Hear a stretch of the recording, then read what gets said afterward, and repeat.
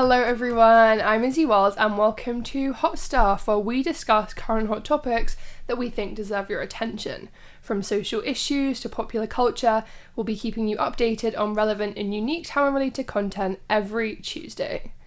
Now, today's guest, at just 16 years old, is an advocate for mental health and anti-bullying and was one of the recipients of the 23rd Tyson Youth Volunteer Awards. She is also a singer, actress and model and has amassed almost 50k followers on Instagram. Welcome to Hot Stuff, Catherine. Hi, thank you so much for having me. This is so exciting. So happy to have you here. I'm so happy to be here. Now, mental health and campaigning for anti-bullying is something very close to your heart. You set up an Instagram account called Mind to Heart to You, which aims to raise awareness of these issues in Taiwan. Now, what led you to be such an advocate against bullying and championing mental health? So I made a page called Mind to Heart to You, which is a Instagram page, and I wish I can make like a website for future and a blog. So that is a page I mostly share about my own experience going through bullying and my friends' stories and some important message I think that has to be seen. So the reason why I wanted to make that page is also because I went through a really bad bullying and cyberbullying during my middle school year, and mostly it's like an online bully, the cyberbullying, because that is the time I started to like posting on social medias. I started to share my like daily post, my dancing thing, or like basically everything I love. I just wanted to share on there because I have a passion about it. But then I received a lot of hate and like anonymous message, and then I realized it's from my school because I'm a new student there because I was transferred to a new school. And a lot of people are like making a lot of like toxic comments and like body shaming and literally everything, like really everything, like just like I'm breathing and they can make comments about it. And then I go to school and people start calling my names and give me names, and at a point that I'm scared to go to a bathroom, because there was a time when I was at bathroom, I heard a lot of people, like I think like 4 or 5 people, like girls out there, and calling my name, say dare you to come out or something like that. And I was really scared, and I went back to class after the bell rang because I'm scared that there are people out there. So that's like a really bad experience for me, and it lasts for like a year and a half, and for the school bullying and the physical bullying. But then the cyberbullying just keep continue, like it's till now, because I post a video like the Taishin Youth Award video, and I share some other thoughts and another side of my story and my friend's story on there, and then the comments, I think you can still see right now, I don't know if those people deleted, but their comments feel like, oh, I'm your classmate, why I didn't see someone bullying you, you're just making that up and you're just wanting for like clout or attention. So there are still a lot of comments going on, but I just let them stop to get into me. But by the time when I was like in middle school, I was like really young. So it really gets me. It gets me at the point that I have really bad depression, anxiety, and I couldn't get out of bed to go to school or go outside because I'm scared that people will like make comments when they see me, or just going on street, and I'm scared to like greeting people. So then my parents are like a really good support to me. My mom gave me a lot of space and time and take me to therapy and being my support, and I think I got out for that dark place after a year. So then I realized that I actually have the power to share my own experience, because I don't want to see my friends or people I love or people that I'm close with to have the same experience for me, because I wanted to let them know they're not alone and you can actually get out of it. So that's why I'm trying to make the page and sharing stories. Yeah, I mean, that's great of you to share your own experience, because I think a lot of people kind of suffer in silence and have similar experiences to you. So it's great that you're willing to come out and share your own experience. And I'm really sorry you had to go through that. Thank you. Now, at the time, I mean, you mentioned how your mum was really supportive and you ended up going to therapy and things. Were you able to seek that help straight away? So at school, we have a thing called 辅导室. So basically, there are teachers that will like give you counsel. It's like counseling, but I don't think that's a really great system because a lot of time the teacher aren't really like licensed, so they don't really know how to talk to someone who have mental illness. So I think that is really important to change that, because like if you're just my friends and you're sad, I can like just talk to you like don't be sad, or like do that. But if you're someone who's suffering from depression or mental illness, it's really like the word you have to talk to them is like strict, because like it's different, because like we're going through something that you will never know. So I think the teachers there are not really familiar or like know what they're doing. So I don't really trust that system. And also some of the teachers are using like student story to gossiping. Really? That is true, and that is very common. Oh my goodness. Yeah, because I don't talk to the teacher personally, but my friends talk to the teacher at one of my old school, and I literally went to the office and I heard the teacher talking that things. Oh no, that's really unprofessional. Yeah, so this is why a lot of people doesn't trust therapy as well, because it's not really common in Asia culture or in Taiwan. And because people will connect like therapy to the counselor at school. So that's why I think I also want to make people to know that therapy is really good, and it doesn't mean like there's something wrong with you, because therapy is a really, really good way to help you to walk through everything you went through and help you to get out of it. Yeah, because you are Taiwanese Canadian, and you shared how in Canadian culture, or maybe, you know, other Western countries as well, there's maybe different ways of dealing with mental health and that compared to in Asia and in Taiwan. What are some of those differences that you've observed? I think the biggest difference is like our Asian culture, people mostly be like, you're just young, you don't have any stress, just go study, or like you're just sad, like go out and walk around and you'll go through it. So people doesn't really know like mental illness. They won't connect depression, anxiety, or any other mental illness to like your child. But so my family is like more Western culture. So my mom will give me a lot of space and trying to talk to me and trying to find, is there any problem or do I need any help, and like just openly talk to me about it. Because some of my friends in Taiwan, their family are really, really strict. They wasn't even allowed to talk about their feelings or talk about like anything else from studying. So yeah, that is a huge difference. Intense. Yeah, because like I mean studying and grades and stuff as well, there's so much pressure for young kids here. It's, I mean, in the UK, like young people also have pressure around that, but really I've learned in like Taiwan, and also when I was in China, like the pressure that kids receive from having to get good grades, it's on another really level. Different.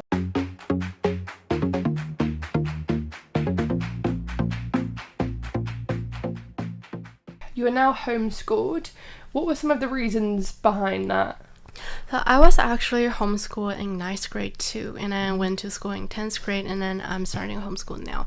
Well, the reason I think mostly is because I love doing performing arts, and the school here, especially in middle school to high school, like 9th and 10th grade, the gap between that, the school gives us a lot of tasks, a lot of pressure, and literally we have to go to school at 7 a.m. and then stay like till 9 p.m. and then go home, and some of my friends even have cram school after. So Crazy. yeah, but for me, I always know I want to like go to the performing art, like drama or theater. So if I like still stay inside the system, I won't have any time to do like dancing, singing, or other training. So some of my friends are actually homeschooled, so they gave me advice like, why don't you homeschool? And I was like, what is homeschool actually? And then I started to like googling, and then I think it's actually really good. So I tried it at ninth grade, and it actually turned out really good because at ninth grade we have 会考. So like everyone is literally doing tests and studying. So I jumped off that system. I started to do more dancing, performing, and other training. And I feel like my schedule is more flexible, and I can do more things I love. And also in ninth grade, I just got out from like my mental health, so I think that is a really great year for me to like finding myself again. And for 10th grade, I tried to go to a performing arts school, but then I realized I still have more training and school. I still haven't found a balance, so I think I'm still more comfortable with homeschooling. So I started to homeschool now this semester, and it's so far so good. Yeah, well, it sounds like it gives you the opportunity to pursue your passions, which is really great. And it also sounds like it's had a positive impact on your mental health, which is also wonderful. Now, I have seen a lot of reports about how serious bullying is in, for example, South Korea. But when it comes to Taiwan, I actually don't know too much about the situation of what bullying like is here. And you've very kindly shared your experience, but I was interested to know more about bullying in Taiwan in general. Now, I know you can't comment on the whole situation, but from speaking to your peers, to friends, family, is bullying quite a prevalent problem? Well, I think from my experience, I think bullying happened a lot in Taiwan, like literally everywhere, every school, every social media platform, and every anonymous website. But the problem is no one really talks about it. I think that is also connect to the culture we're living in, because we don't really have that many education about like bullying, even though school they taught us like what is bullying, what is cyberbullying, what is this, what is that, and what you should do and where to find help if you go through something like that. But I still think people just take that as like something we learn from the textbook, doesn't really take it. So also the teacher and like the grown up doesn't really make bullying or like mental health a big of a deal, so the kids doesn't really make this big of a deal. So sometimes like they're commenting something, they doesn't really realize they're like bullying this person. Like I know it's hard to believe, but something you comment and people be like, you're actually like bullying this person, but they be like, no, I'm not, because that is what my mom keep telling me, because like a lot of my friends are under a lot of pressure, so like their parents are using some words like you're stupid, you're dumb, why can you be like that, and like shaming their own kid's body. So that makes your kids comment something like that to another person. They then think it's normal. Yeah, to they think like it's this. normal to comment something like that, but for someone who literally went through that, I can tell like that is bullying.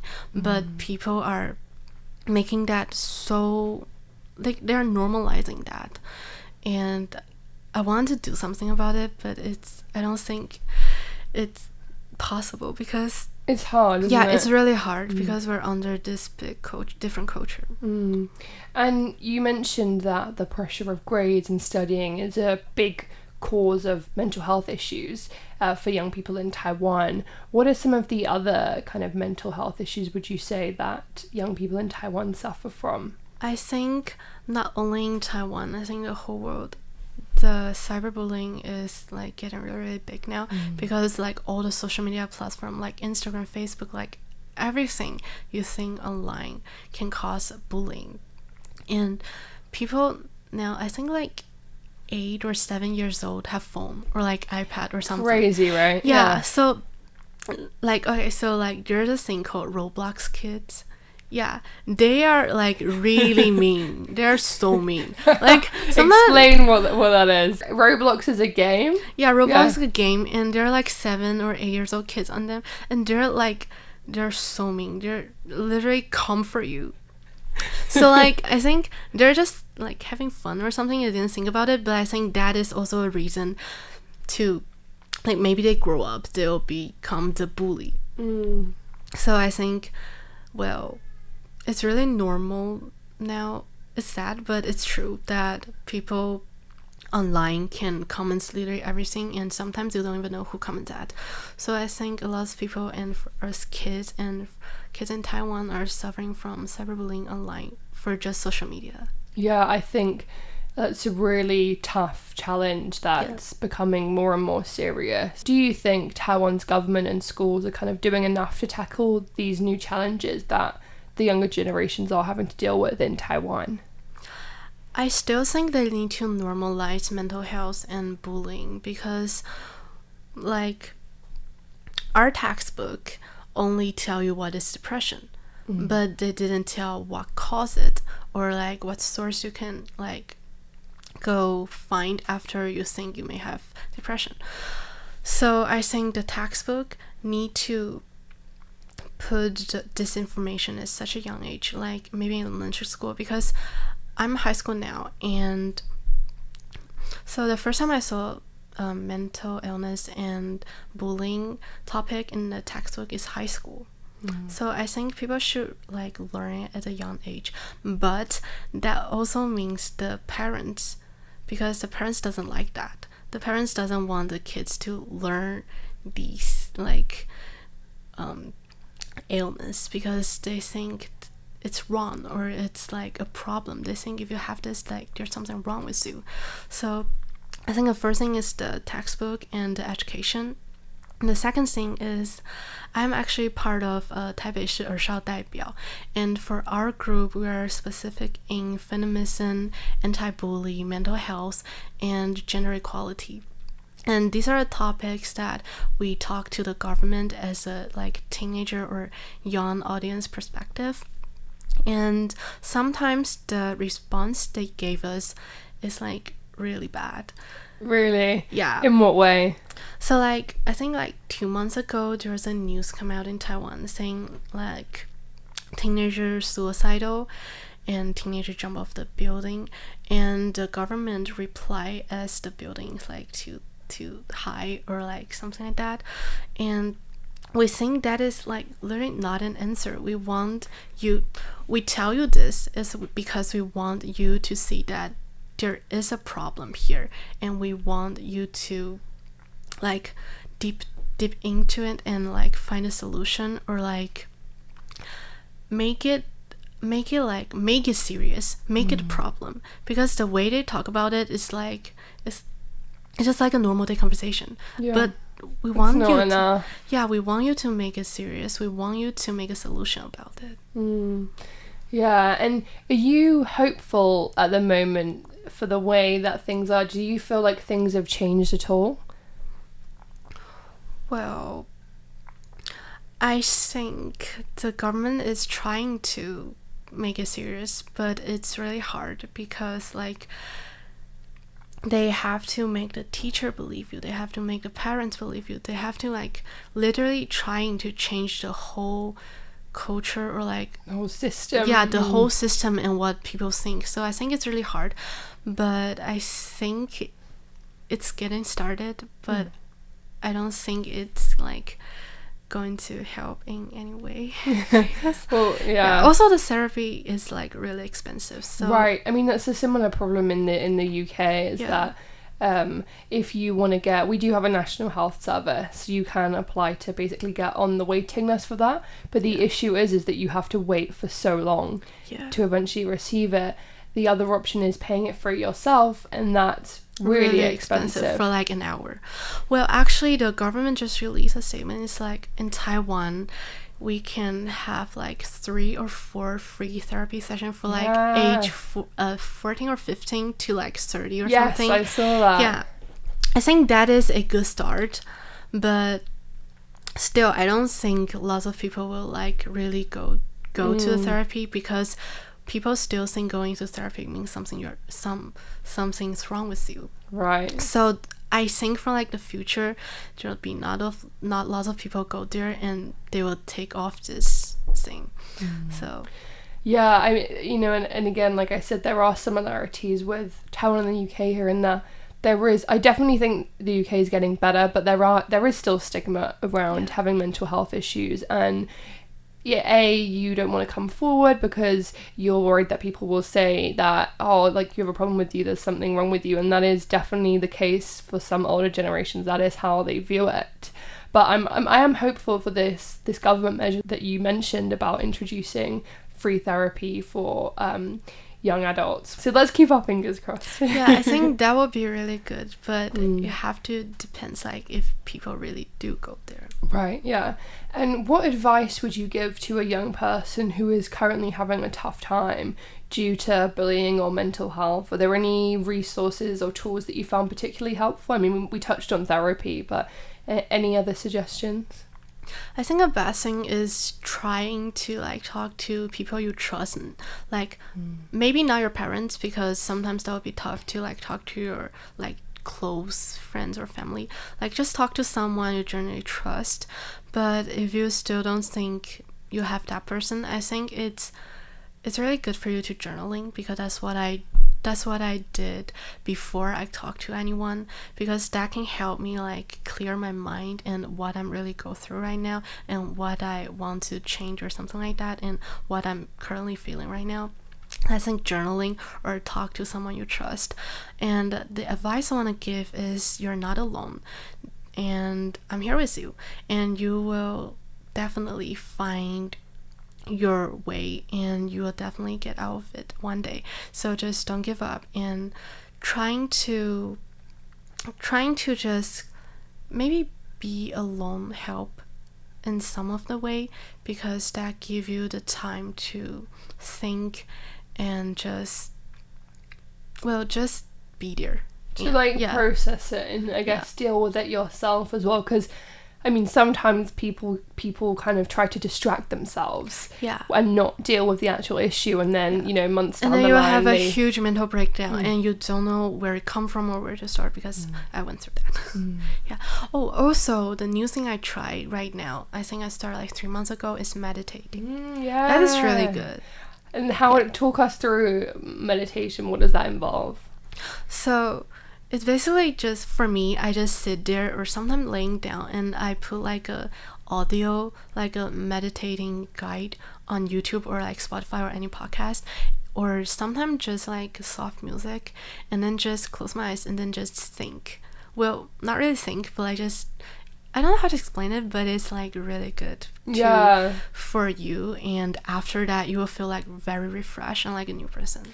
Yeah, and just having that time for yourself. Some people, I think, when you do start out doing it, people find it challenging to kind of clear your mind, because it's hard not to let other worries or stress come into your head when you're, you know, sitting there quietly. It's really hard to focus, but it is a really great way to kind of check in with yourself and deal with things.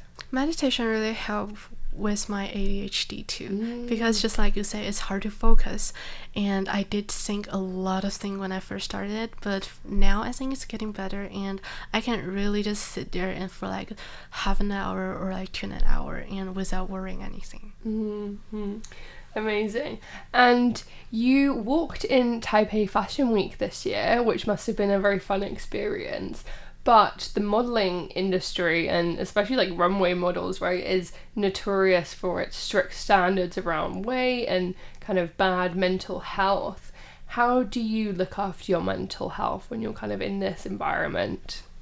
Well, because I really, really love modeling and any sort of performing, so I think the passion of that helped my mental health a lot. But sometimes, like, literally just go online, like, I will feel insecure, and going to like Fashion Week or like any job I got as a modeling, there are definitely other people that's like skinnier than me, like prettier than me, and I often get insecurity or worry about myself. But then again, I talk to my mom and I talk to my friends, and trying to like clear my mind, like finding my own words again. So I think it's a little bit hard for me because, like, of course I have to have a strict diet. Sometimes I have to go work out a lot to like keep in shapes and to have a job. Well, it did affect a little bit of my mental health, but I think, like I said, my passion for it and I find my people to talk about, that really helps. I guess you've got a coping mechanism and a support system to lean on when you do kind of have those insecurities or negative feelings. And you're only 16 years old. What are your long-term goals for your advocacy work in mental health and anti-bullying? Well, I really hope that my mental health like can keep it this way, because I think my mental health is like in really good place right now. So I hope I can keep it this way and keep remember my own words, so that when I grow up or like going to college or like literally going to like getting a job or something, I can still keep my mental health this way and still remember why I started my page, why I started this, why I started that, and remember the passion and why I started that. And maybe for future plan, I was hoping to get into NYU or UCLA performing. Oh, arts. Amazing! Yeah. So you want to really follow this passion of like performing. Yeah. It's so impressive. I think it's amazing as well that you have this passion at such a young age. But I'm very excited to see what happens in your future. Thank you. And if we want to stay up to date with you, where can we look? Can we follow you on social media? Okay, so my social media handle on Instagram is Catherine, Catherine, and the underscore and LKS, which is the short stand for Lin Kaoxing, my Chinese name. Amazing. Well, thank you so much for joining me today. I've really enjoyed our conversation. Thank you so much for having me. I really enjoyed this podcast. It's really fun, and it's my first time doing a radio. This is really cool. Yeah, you did an amazing job. Thank you. And thank you so much for listening to Hot Stuff. I will see you all next week. Bye.